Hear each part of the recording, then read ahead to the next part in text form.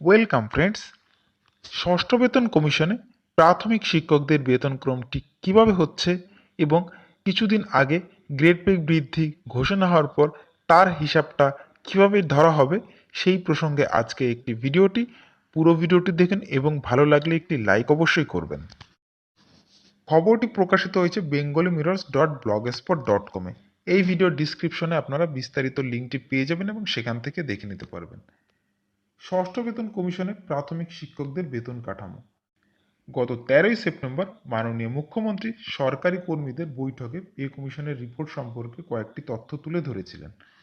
ঘোষণা করেছিলেন যে আগামী 23 সেপ্টেম্বর মন্ত্রিসভার ক্যাবিনেট মিটিংয়ে আরও বিস্তারিত তথ্য জানা যাবে এবং সরকারের সিদ্ধান্ত ঘোষণা হবে।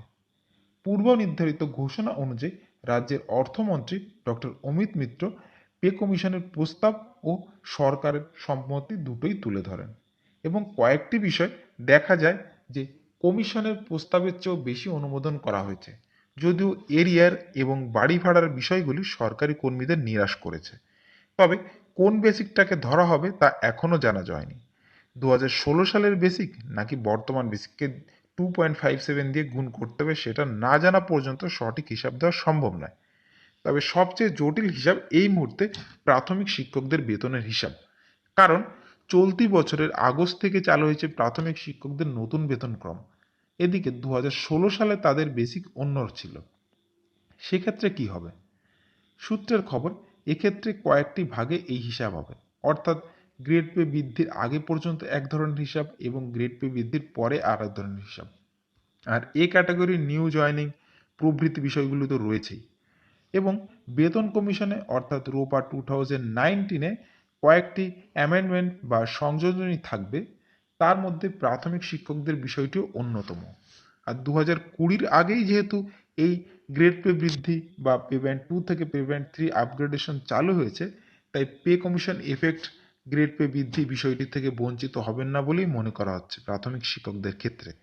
সপ্তাহের শেষ দিকে কিংবা আগামী সপ্তাহে রোপা 2019 প্রকাশ হওয়ার সম্ভাবনা প্রবল, আর তারপরই সমস্ত বিষয়গুলো স্পষ্ট থাকবে।